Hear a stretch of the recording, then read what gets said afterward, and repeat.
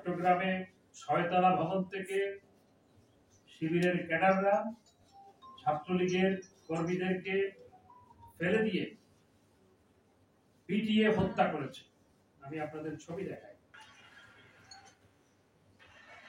দেখুন নিচে লাশ পড়ে আছে, আর উপর থেকে নামার চেষ্টা করছে, পিটাচ্ছে। চট্টগ্রামের ঘটনা,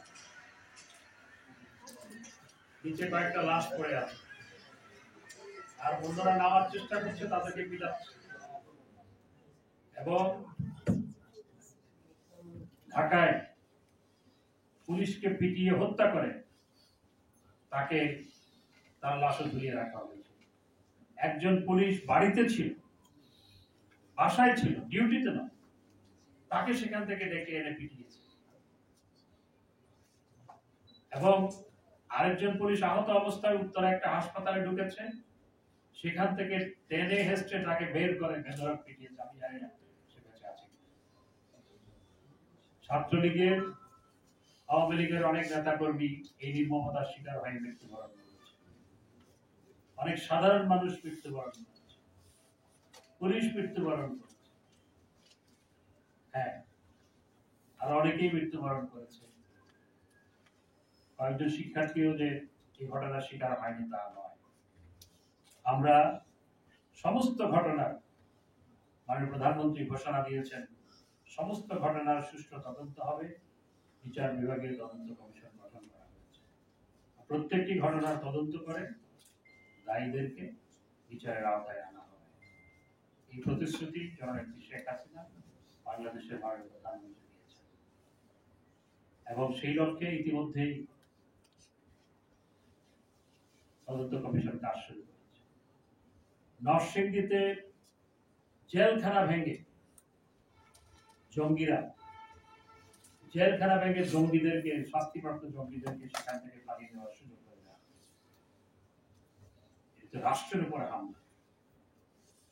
আমি দৃঢ়ভাবে বিশ্বাস করি প্রকৃত কোনো ছাত্ররা এই ধরনের হামলা, এই ধরনের অগ্নিসংযোগ কোনো কিছুর সাথে যুক্ত ছিল। এবং এই জঙ্গি গোষ্ঠী বিএনপি জামাত তাদের ভারপ্রাপ্ত চেয়ারম্যানের নির্দেশে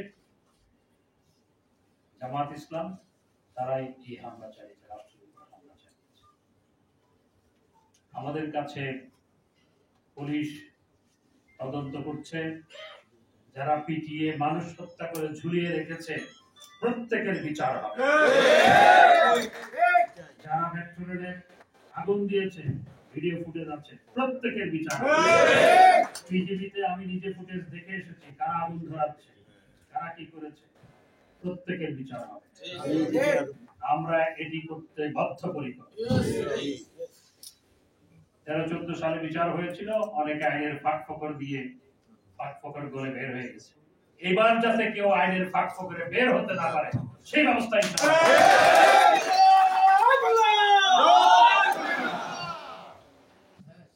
আজকে রাষ্ট্রের উপর হামলা হয়েছে। ছাত্রছাত্রীদের অনুরোধ জানাবো যে তোমাদের আন্দোলনের সুযোগ দিয়ে আজকে রাষ্ট্রীয় সম্পত্তি ধ্বংস করা হয়েছে এবং নিরহ মানুষের উপর হামলা হয়েছে। নিরহ মানুষের গাড়ি ঘোড়া সম্পত্তিতে আগুন দেওয়া হয়েছে, রাষ্ট্রীয় সম্পত্তিতে আগুন দেওয়া হয়েছে। সুতরাং এমন কিছু করা কোনোদিন সমীচীন হবে না। তোমাদের দাবি পূরণ হয়েছে, তোমরা যা চেয়েছিলে তার চেয়ে বেশি।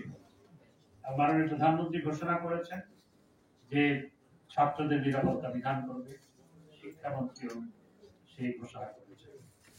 এবং যারা আন্দোলনের সাথে যুক্ত ছিল তাদের কোনোভাবেই হয়রানি করা হবে না। এবং তারা আন্দোলন যখন শান্তিপূর্ণভাবে করেছে, সরকার কিন্তু তাদেরকে প্রোটেকশন দিয়েছে, পুলিশ সহ। এবং একটি কথা দেখবেন, কোন বিশ্ববিদ্যালয়ে কিন্তু কোনো লাশ পড়ে নাই, সবগুলো বাইরে। তার মানে কি, এটি এই ধ্বংসযজ্ঞের সাথে ছাত্ররা যুক্ত ছিল।